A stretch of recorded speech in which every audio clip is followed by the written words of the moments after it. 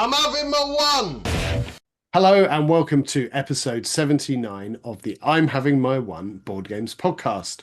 I am joined this week by, well, first I should let you know we are now on YouTube.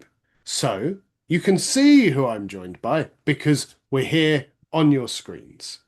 If you're not watching us on YouTube, I'm joined by the lovely Tom, Rhys, and Seb. Say hello, boys. Hello. Hello, Hiya. hello. But please do check us out on YouTube. And without further ado, let's get on with the podcast.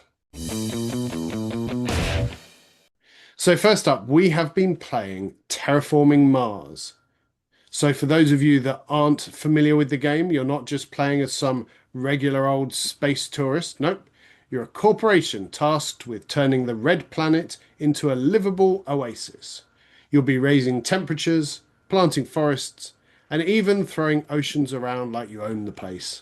It's a game of resource management, strategy, and competition as you race against each other and the corporations they represent to see who can turn Mars into the most habitable planet. What makes this game so special? It's the depth of strategy, the challenge of balancing short-term gains with long-term planning, and the ever-changing state of the planet that keeps things exciting. Whether you're building a strong engine of production or focusing on a specific strategy to beat your opponents, no two games are ever the same. So whether you're a seasoned pro or just starting out, stick around as we break down the mechanics, give tips for success, and talk about what makes Terraforming Mars such a standout game. Speaking of success, Rhys, after the last game, you're probably the most qualified to talk about this. What do you think of it? Amazing, such an amazing game.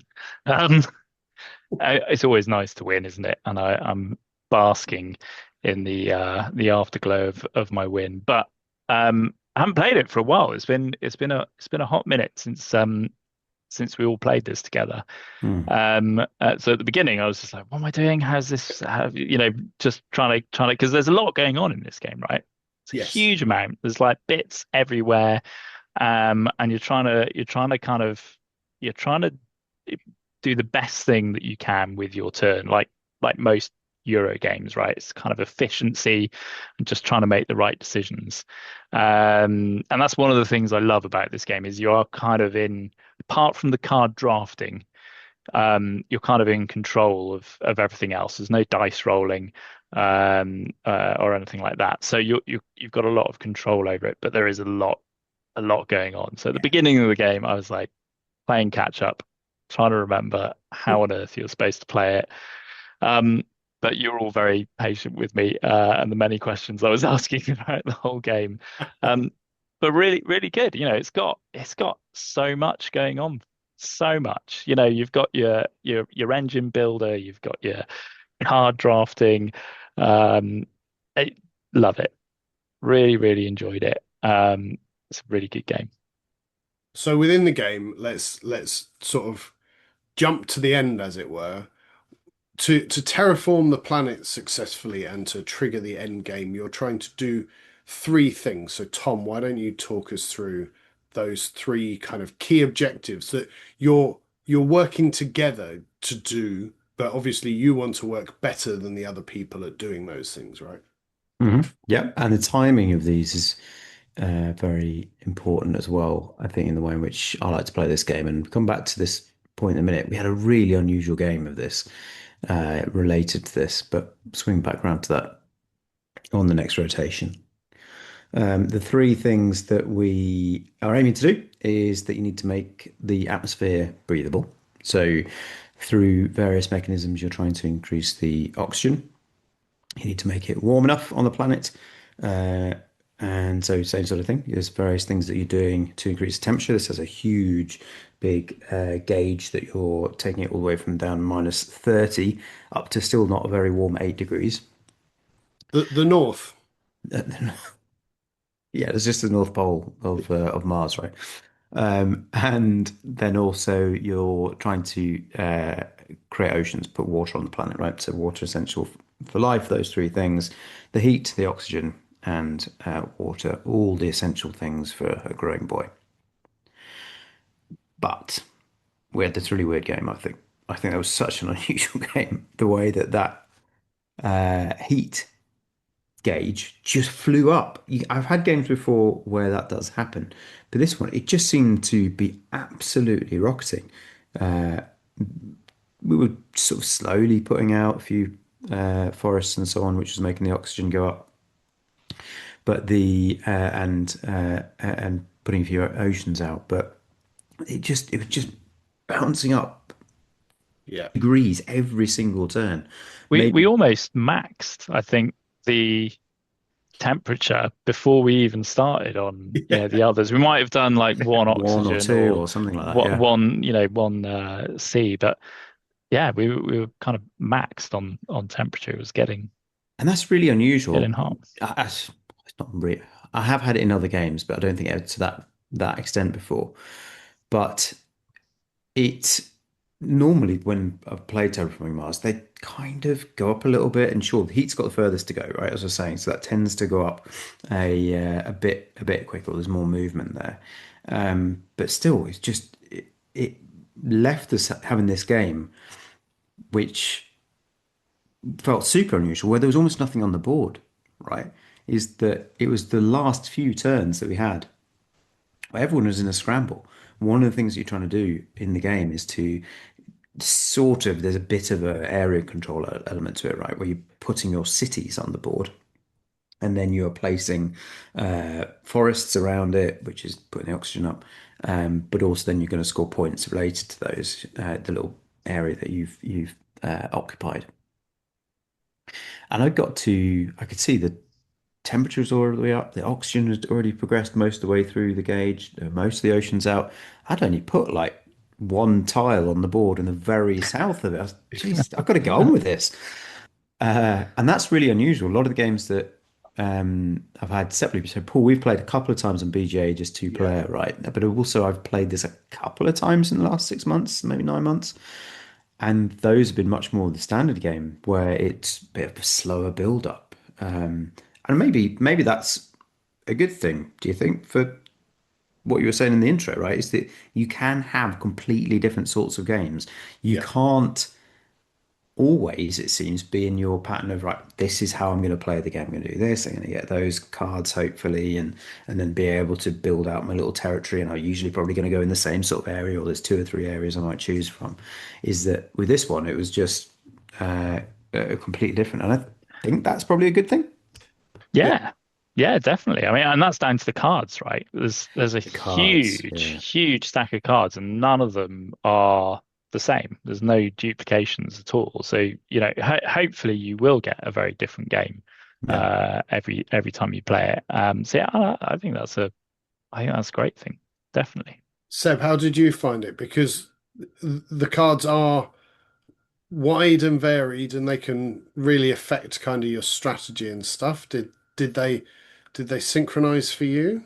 Well, I think part of the reason why the temperature was flying up really quickly at the beginning was quite a lot down to me because I was smashing nukes into the planet and comets, and like I was getting huge points on my terraforming rating, and that was translating to me having more money to spend in my economy. So I was all for bringing the temperature up because every time I did that, I was getting cards which gave me more terraforming points. So I was like, yeah, let's get this temperature going.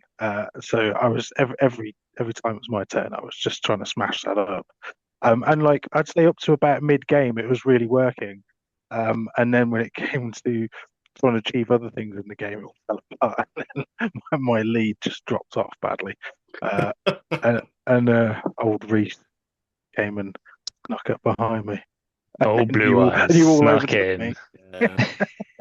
You I did look lost like sight of what I was meant to do you did once look I'd like run you out of were nukes. running away with it. Yeah, you're like an angry god just chucking moons and nukes at Mars, taking your anger out. I thought for sure you were going to win because I mean, at early game, you were at least 10 terraforming points like ahead of where I was. I was like, Yeah. oh God, if he keeps pulling away like this, no one's gonna catch him. Yeah. But slowly Well, catch a monkey. once the temperature had maxed out, I then had to think. other ways of gaining points. And I was like, well, okay, I'm going to start going for the standard projects and get some awards, and try and get some bonus points at the end through that. But what I didn't realize, it wasn't the first person to achieve those things. You had to be the leader at the end of it to get those points. And so I was sitting grinning there, thinking, "Oh yes, I've got about 15 points in the bag here," and everyone's thinking Rhys is going to win, and then the points come up. Oh no, I'm dead last. I don't get those points as I had the rules explained to me.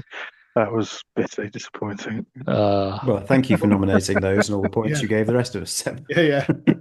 yeah, absolutely. Yeah, ridiculous. You also got, I think, somewhat picked on, and I'll put that myself. I definitely focused some of my take resources from another player, you, Yeah. after your raining down of all sorts onto the planet and destroying our stuff. It was just you somewhat reaped what you'd sown at Yeah, that point. yeah. Well, I think I could have got away with it because the way we were playing the game on BGA is that it was quite difficult to pick up on what other people were doing.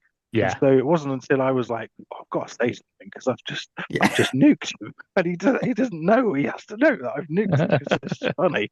And then so I could have gotten away with it, but I've got a big mouth, so I quite like it when people want to get me back.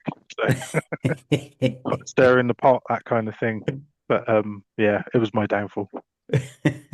Did you have I didn't have any cards that allowed me to do any kind of take resources or nuke or so it's just, I mean, I guess it's just down to the cards that you Yeah. that you You get.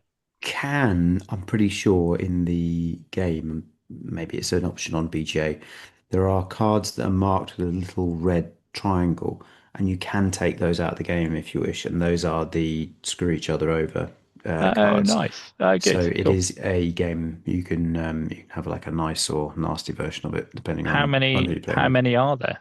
Oh, Could you couldn't feasibly tell play you. a game with Not enough. only those cards? Oh, right, no. Uh, Every time you're playing a turn, you're just nailed. Nuking another. Yeah. Yeah. yeah. So you mentioned playing on BGA because we are kind of scattered across the country. Playing in person, although hopefully upcoming we might be able to get something soon, but playing in person is sometimes tricky. And we usually play on Tabletop Simulator, and because we were playing this, I thought it might be easier to play it on Board Game Arena, but I kind of missed the interaction a bit from it. So Tom and Yeah. I have been playing a couple of games asynchronously. That's the word I want, isn't it? So we've been doing that. I'm not going to try and say it again. Um, just during our working days. Some of us working maybe harder than others, but Tom, you'll get there. Don't worry.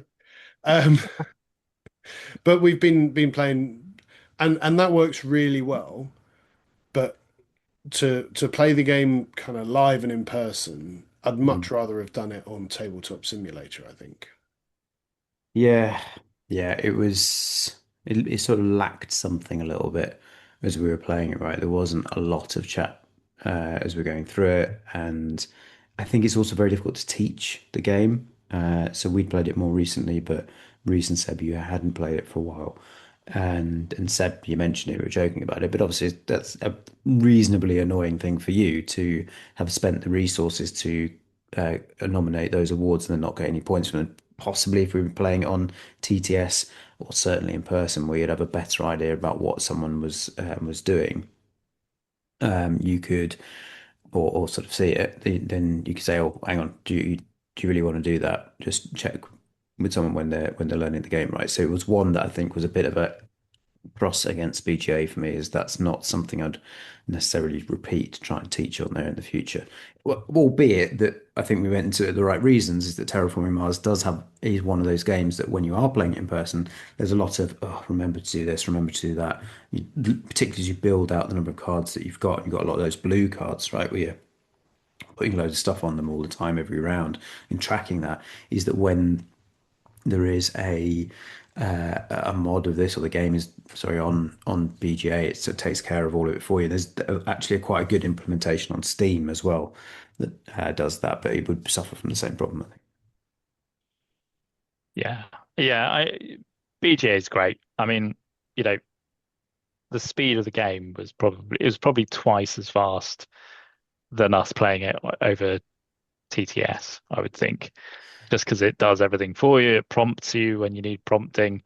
But you do totally. I had no idea what any of you guys were doing. I Yeah, was completely in my own little siloed, game. It was only really the kind of awards yeah, and what the milestones and awards, is yeah, yeah. that right terminology? Yeah.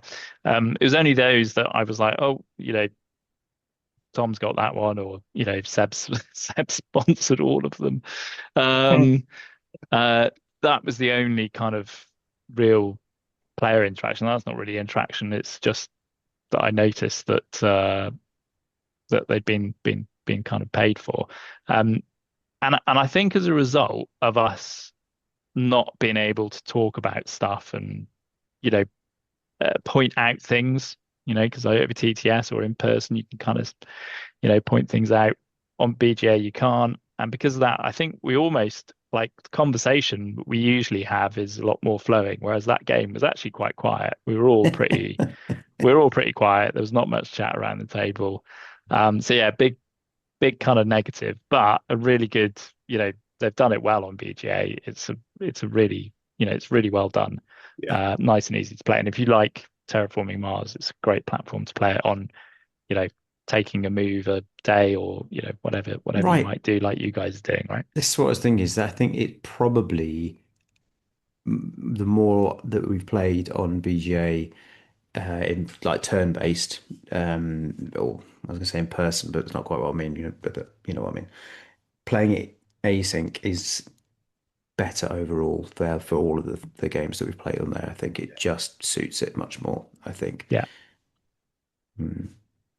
Just coming back to the cards thing, it is a complaint that maybe even we've said, but gets thrown at this and Arc Nova being not a million miles away from a terraforming Mars in some ways, is you can sometimes with terraforming Mars have that sort of game or feel like you have that sort of game where you're just not quite getting the uh, synchronicity.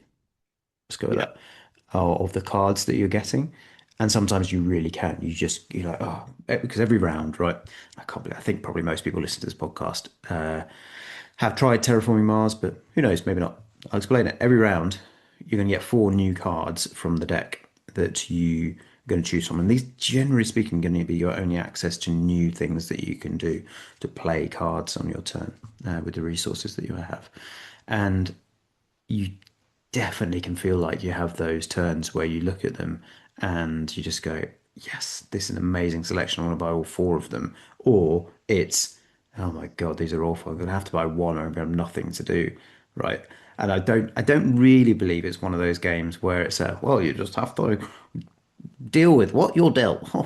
It's not that sort of thing. I think you will sometimes just get a bit unlucky or lucky with the cards that you've got in front of you.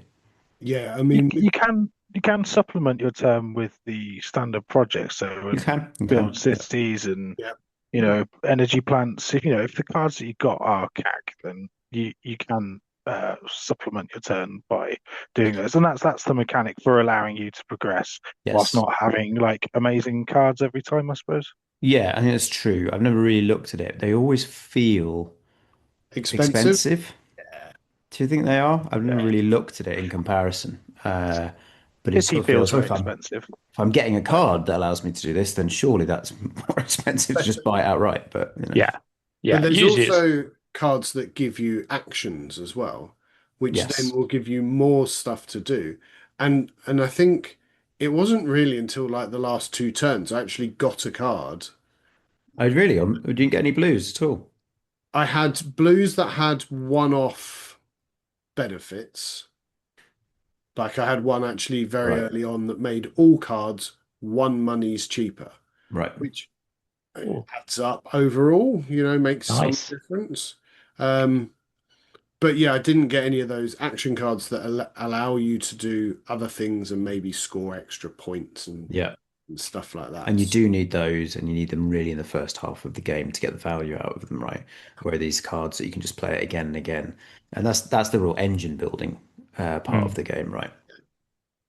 Uh, they do always feel a little bit detached, though. Now I think about it, is that thinking about that engine building element. The best engine builders, it feels like it's like I'm building that bit of it that now allows me to do something else over there easier, that maybe allows me to do something else over there. That it's with Terraforming Mars, it's mostly just something you can do repeatedly that gets you more points or more resources or something like that, right? It's a light engine building element to it. I think. I It suppose is, the resources that you build up, but engine building maybe. yeah, I think, and again, it comes down to that whopping great deck of cards. If you get, the cards that you can take an action to give yourself a plant boost, and then you can plant something, and because you planted something, you can have a boost. It is possible, but I think it's more few and far between where you get those really great sets of cards where it all like works out. Yeah. Yeah, I had that in the game we played where I had five, six blue cards, and two of them very, Nice. very early on that had you can do things with microbes. You can put two microbes on this card, or move microbes to another Yeah. card, and so I had like about four cards that specifically were just all about microbes, and they gave me a huge amount of flexibility of being able to raise temperature, which is probably why the temperature went shooting up, because every turn I was raising the temperature through microbes, because I had a card that could produce microbes on another card, and then on that other card, if there were two microbes there, I could raise the temperature, and so it's just every turn I had, I was doing that kind of thing, and then it shifted to the oxygen. So I got a card that then used microbes for oxygen. So I was just kind of ticking through the temperature, then moved to oxygen, and then in between that, I was doing other stuff as well. But yeah, so that kind of card synergy was just beautiful in the game that we played. I loved it, and once you kind of get that engine going, I suppose you're kind of looking at ways to improve that, and eventually a good card comes along. I was just really lucky that I managed to get those on the first draft. I had two really, really good cards to get very early on, and that I think overall probably gave me the game. So a bit of luck, but mostly skill, probably actually thinking about it. Yeah, No, yeah, probably sure, mostly sure, skill. sure, sure. Yeah, yeah, yeah. So let's move on. Artwork. Seb, what do you think of the art, the board, the card designs? Does it work for you? Uh, I've never played this game in person. It's always been online that I've Haven't played it. you? No, Really? never played it Wow. in person. Okay. So, Oh, we'll have to um, play. We'll have to play it. and I've heard from you, Tom, that you've not liked the artwork, but it's been always been one of those games where I've never had a problem with that because I've never seen Sure. the pieces up close. I've just seen. I've only really been interested in what the cards do. I'm not really looking too much at the artwork of this game because You quite into. Philistine. I'm just Absolute really in. Philistine. I'm just really into the science fiction of it, and like the ideas That is behind cool. I how you agree. might terraform a planet. I just think that's really interesting. Each card I find quite engrossing. Someone's thought through how do we turn a barren rock into a livable planet. I find that really interesting. So I'm not focused so much on the artwork in this game because, well, A, I've never played it in person, and it's always been through simulators, and B, I just find the science fiction of it more interesting than the art. I I think there's think more going on there. I think I'm right in saying that the guy who created it is a university professor, I think, broadly in uh, an space related field. And so it was something that he did kind of know what he was talking about in the creation of it. Jacob, something or other, it's called. Uh, so yeah, and I agree with you. I think it's really cool. I mean, it kind of gets into like Elon Musk nasty territories if you go down the terraforming Mars bit too much these days. But I agree, it's a very cool idea in a science fiction sense of, and it kind of you feel like, oh yeah, of course, you just crash a meteor onto the planet, that'd warm it up. Why not? You know? Yeah, definitely. This was It the is. game though, right? It was at one stage. 2016, did this come out? Something like that. Yeah, right. This was the game that was just that, and shortly followed by stuff like Wingspan. Everybody wanted it. Everybody wanted to play it. Yeah. It's a big, big, big game that, Christ, that's 9 years ago now. But it's been really good to return to it, I think, and just look at some of the stuff that, like the artwork, sure, and how the game plays, and think that actually it is pretty bloody good, this game. And Oh, I it's wonder how so much good. people still play it. It deserves its place in the sort of Hall of Fame, really. Definitely, definitely. I mean, it's every element of this game I enjoyed. I think the artwork is the one thing that does kind of let it down. If it had nicer artwork, I think it would be a much more pleasurable experience. And the also the components, right? Like the little player boards that you get. There's nowhere to put your cubes, and if you're not, that old kind of complaint of the components not being great quality. But you can buy upgrades for it, right? You can buy aftermarket stuff. Um, but it's just, the card drafting in this is, I just love it, and I love the fact that you don't have to, you've got the option of buying as many cards as you like or none at all, and doing something else. Um, and I mean, as Seb said, how thematic. Everyone is doing exactly Mm. the same thing. You're all just trying to get, Mars, make Mars a livable place by terraforming it. And everything in this game is about that. All the cards are about it. The tracks that you're working to, the map that you've got where you're putting seeds down and planting. And so, yeah, what a really great kind of game. And I've really enjoyed coming back to it. I was wondering whether it would stand the test of time with the games that we've played, and it has. It's really good. Yeah, I really enjoyed Yeah, it. yeah, agreed. Agree. With that praise, let's move on to the scores then. So you were singing big praises. What score is it getting then? So this is where I go back. No, Two. Forget no, everything I said. forget everything I said. The artwork is atrocious. It's a dog's dinner. So out of 10, I give it a 2. No, it's an eight for me. It's Eight. really solid game. Really enjoy it. I think the only thing missing from it for me is just a bit more kind of interaction between players. Yeah. Yeah. You It's not are a high interactive e- game, is it? even in person, you're kind of siloed into your own. You are. You are. You're not really kind of paying attention to other people. But what a great game. So yeah, eight out of 10. Tom?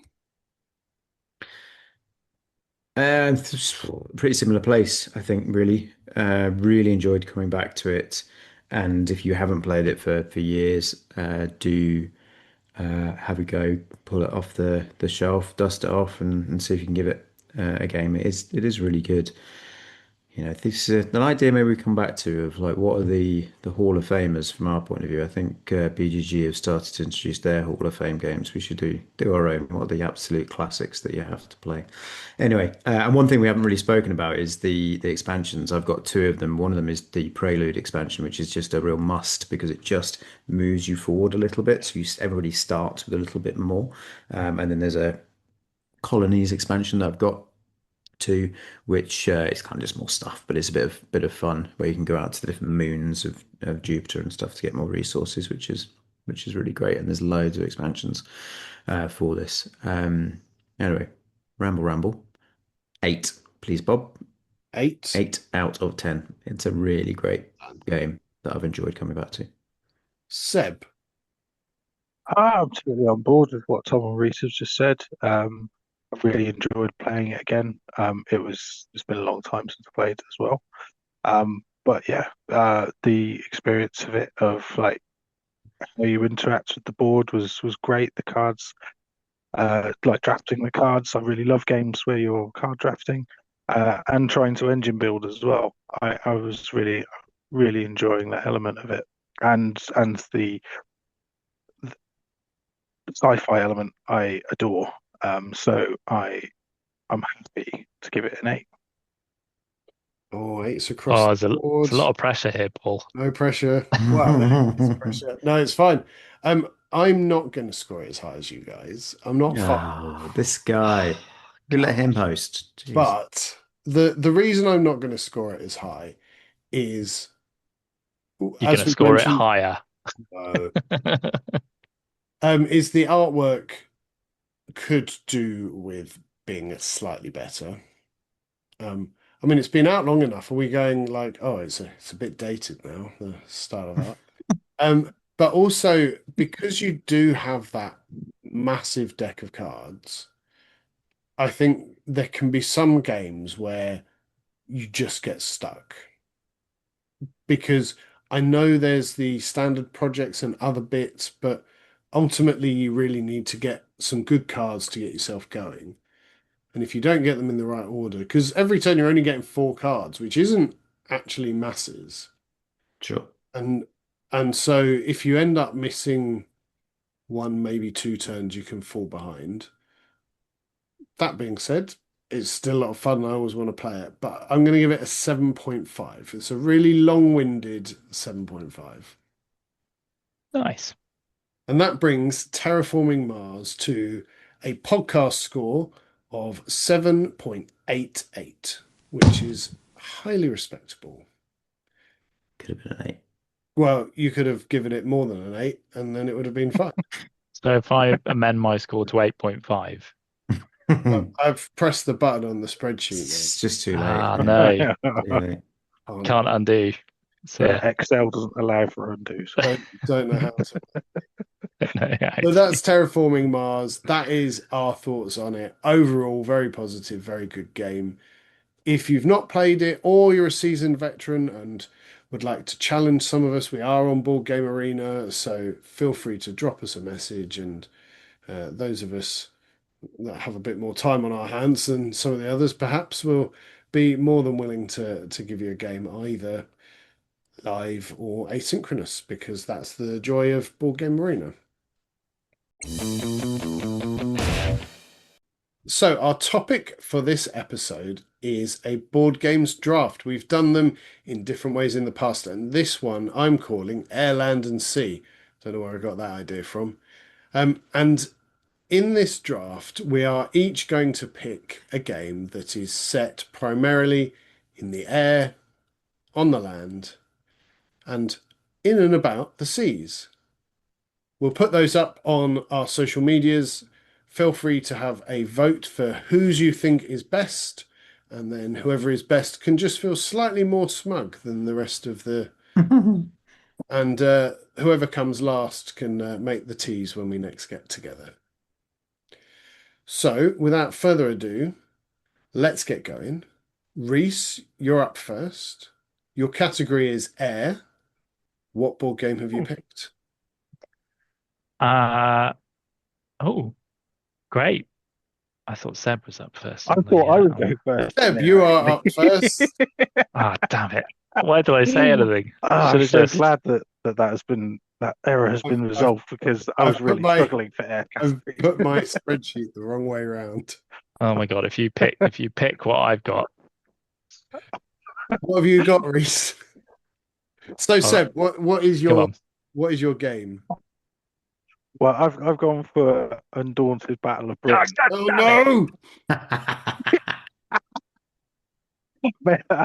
I have mainly gone for this selection because I knew at least 3 other people would probably have that as well.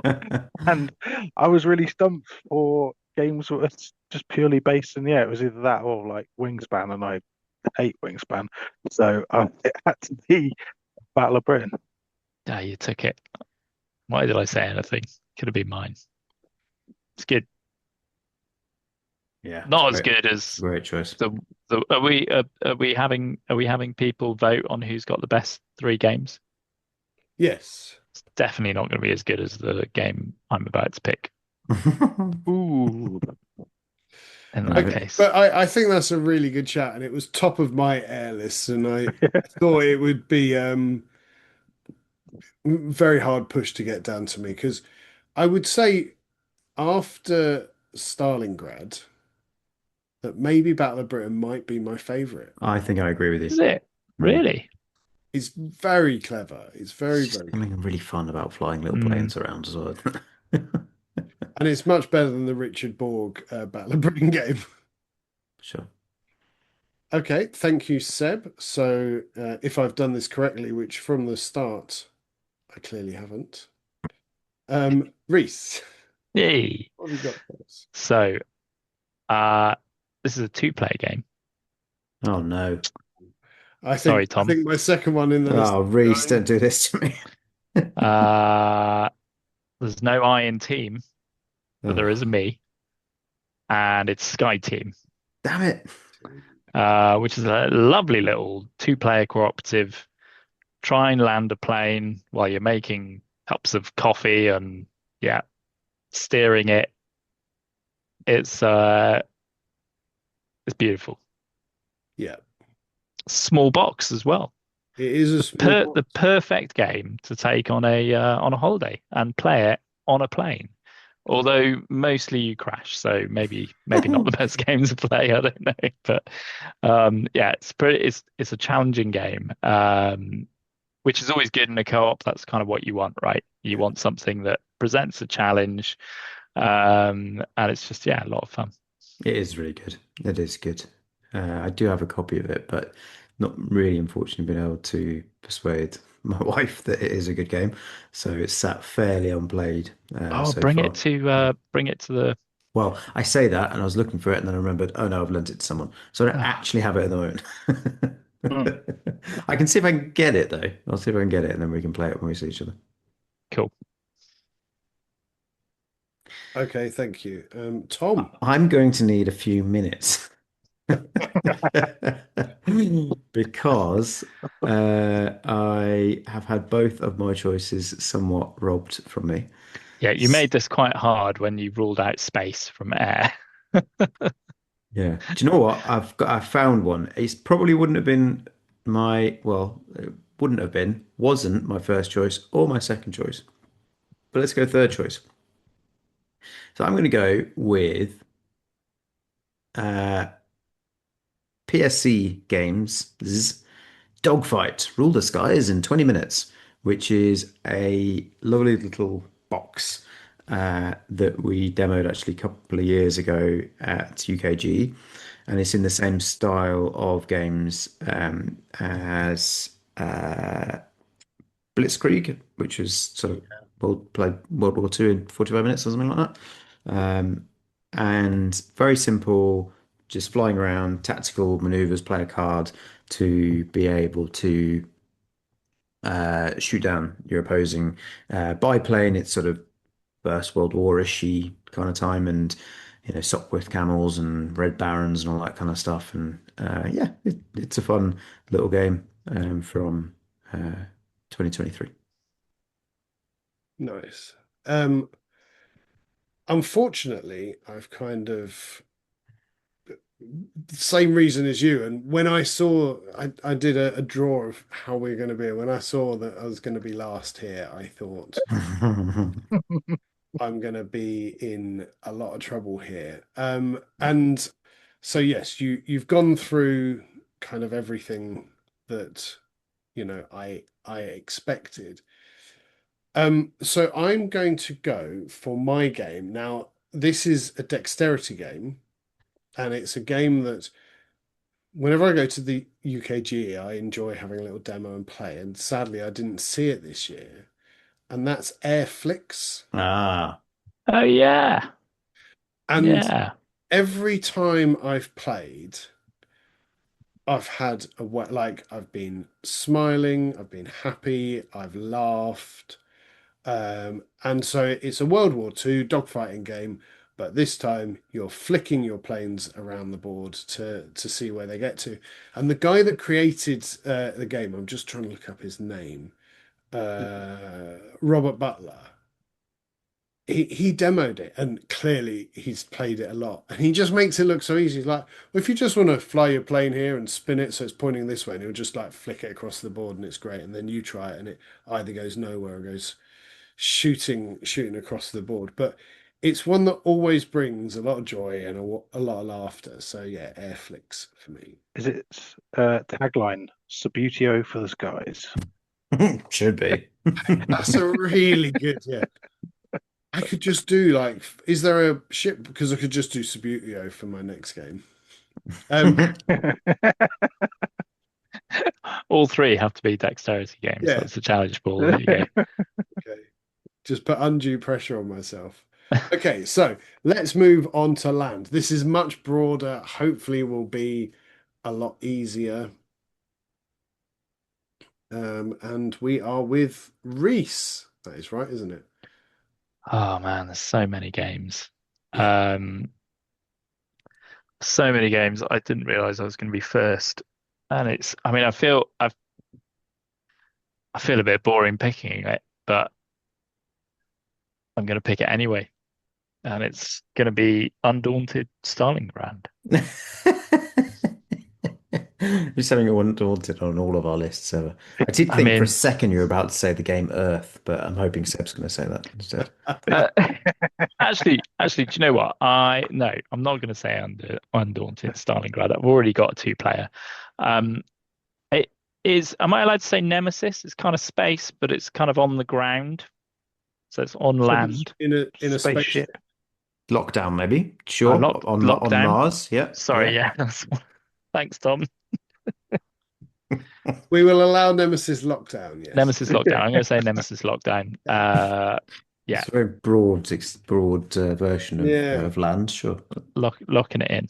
Locking it in. We've just terraformed it though, haven't we? So yeah, it is now land. It is definitely now land. Yeah, exactly. Yeah. Okay. Thank you very much, Tom. Right, I've gone for another tiny little box game called Kariba. Just for something a little bit different. Not the sort of game I would normally choose. It's a very simple, almost matchbox size game. Yeah. That you play for competing animal cards played to get sort of set the collection against other people. Lots of interaction of animals drinking around a water hole. And so big animals scare off little animals and this kind of thing. Very quick, very easy to teach. And it's a 10, 15-minute game. So not my normal kind of choice, but yeah, going a bit left field. Kariba from 2010 from Reiner Knizia. So, woof. It's a really good game. Yeah. Recommend that. I should really stop bigging up other people's choices. That's a terrible choice, Tom. I control the socials, right? So I'll always swing it, so I win anyway. Yeah. We need to sort that out, don't we? Okay, so for me, I've gone with a game that I've only played a few times recently, but I'm kind of obsessed with it at the moment, and that's A Jest of Robin Hood. So this is 2-player coin style game. One person plays the sheriff, one person plays Robin Hood and his merry men. Although most games I play as Robin Hood, they're not having the most merry of times. They quite often in prison. And there's just a lot going on. If you know the coin series and you know how they work, it's brilliant. I'm kind of obsessed with it at the moment. I think it's fantastic. Yeah, it is really good. We've only sort of had a learning game basically so far on BGA. Again, great that they've got one of those a coin related game on BGA. And it's really fun. Good competitive 2-player game that. Really. And it's Robin Hood. So I've always enjoyed Robin Hood stuff. Well, to be honest, my first choice was actually the Robin Hood storybook game. Okay, yeah. Because I really liked The playing Advent calendar game, but not a so much fun. not the And exit one. no, not that one. And then I was like, no, wait, this is better. And it's still Robin Hood. So that's what I went with. Hmm. Seb. Well, I am really chuffed to bits that two of you have gone for games that no one's ever heard of in a game drafting competition. So, so I've gone for the Big Bruiser Scythe. Ooh, okay, Oh, gets That my is a vote. quality.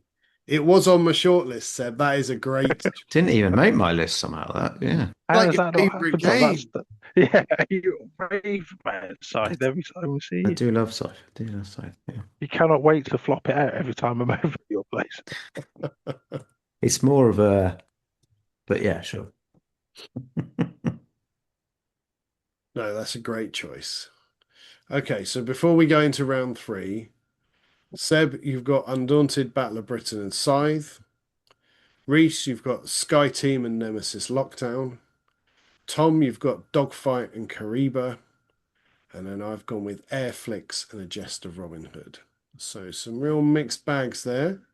So as we move into the sea, Tom, what have we gone with? This was another interesting one. Obviously, all board games are kind of on the land, really, aren't they? But it was a little bit easier than Air. I've gone with Jaws from 2019. This is the ah, Ravensburger classic. game, which is a hidden movement game. One of you plays as the shark, and the others play as Brody and whatever the hell the other one's called, Quint and the other Yeah. guy. And it's a two-parter, which you can just play one bit of it as well, which I think is quite nice. The first bit is running around the island, sharks eating people. You have to try and find where they are, hidden movement bit that's talking about, and then you flip it to have um, the fight on the Orca, I think the boat is called, isn't it? And it's you with the equipment that you've maybe been able to get. You've maybe damaged the shark a little bit, so there's mini sort of campaign bit of it maybe. It's maybe a bit of a stretch, but really good. And yeah, very much enjoyed. Don't actually own that game anymore because I just couldn't really get it to the table for some reason. Because it's not that good. It's great. It's great. It's really fun. You get a nice little shark mini to play with. Little okay, it's just a bit of wood, but I enjoyed it. Sharks, they're great. Jaws is my choice. Jaws is a great choice. Um, okay, my choice. You've got 8 people kicking around, Oh, God damn it. I and you want to have a good knew Damn time, you, Paul. Damn Damn you, you, Paul. Paul. and you want to be this in is the a water. total setup because you knew I wouldn't choose this first, and you would then go second to be able to choose this. I absolutely, genuinely did it. I would have much rather gone first on the air and Undaunted Battle of Britain or then Sky. So yes, I'm going with Captain Sonar because it is the best game in the water. Very good. Seb, Well, that doesn't really leave many options for me. So I've gone for battleships. Oh, Uh, Seb, there's oh, so much better options than battleships, oh, but Seb. it's not really. It's not actually my choice. okay, good. Thank God. Uh, I've gone for the trump card in this, which I'm glad no one else has picked out in this because you've got air, land, and sea featured in this game, Axis Right. and allies. Ah, okay. Is that acceptable, Paul? It's got air, land, and sea. Two-thirds of the board map is sea, so surely that makes it a And majority what sea game. percentage of the game takes place in the water? Well, a lot of it, if you're Japan. Okay, Can't Axis and argue with that. Allies brackets the Japanese. Do you have a particular version you're thinking of, Seb, of the like Was 400 it versions there are of 41? that? I think it was 41, 42. Yeah, One of us. yeah, 41, 42, something like that. 42, I think, is the like good Just starter the one set. where everyone's fighting. But you mean the big one that we played? Yeah, the Whopper. That's 40. Is it? Oh, okay. Well, yeah, that was the one I was going for then. Okay, Axis and Allies 40.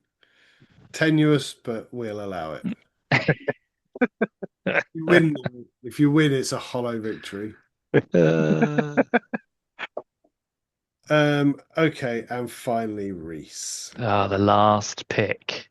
Last pick. Tricky for some, not tricky for me, because I will pick a trick-taking game.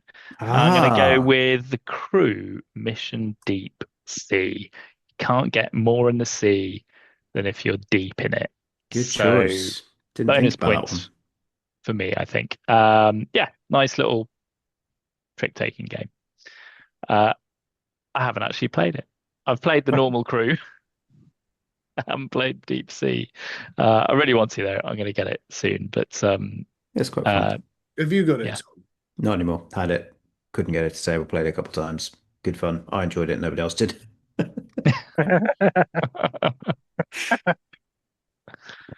It just depends on who you play with.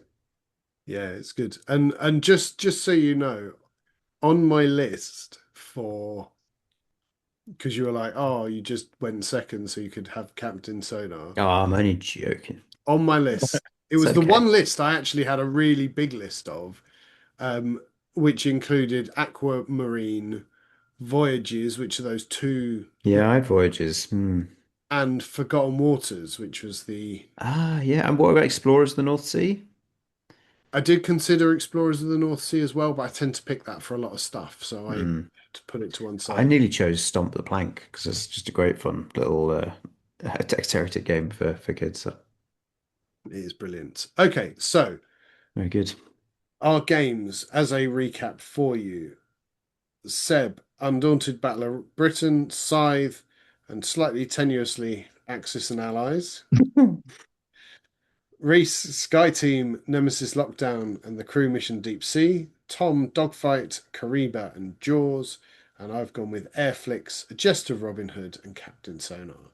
So as this episode comes out, you will see over the next week or so postings on our socials, and whoever gets the most votes will be crowned the winner. Oh, don't vote for Tom again. Come on, listener. Yeah. Has he won? Damn. Has he won every? Has he won every one? So No, far? not at all. Not of those. No. Don't. I think I'd have to look back. I think Seb won the last one. I mean, I suppose Tom's got to win something, right? So let it be that, I It's suppose. not going to be Oh. shots Here we Pew go. pew. Here we go. Full shots broadside. fired from my Captain Sonar submarine. Exactly. I swear I won something. Didn't I win Eclipse? Yeah, I won Eclipse. Come on now. Come on now. Have we mentioned that enough yet? And I won the White Castle. Come on. Come on. Was Eclipse your first pod win? Shut up, Seb. Who invited you on this podcast, honestly? Anyway, well, listen, with all the great banter, we're gonna go and continue arguing over our own little personal chats, rather than bore you with our bickering. So thank you so much for listening. Check us out on the socials. Links will be in the description below. Please vote on whoever's set of games mine you think is best. And Tom's. apart from that, we will be seeing you or hearing from you in a couple of weeks with our next episode. Thank you for listening and goodbye.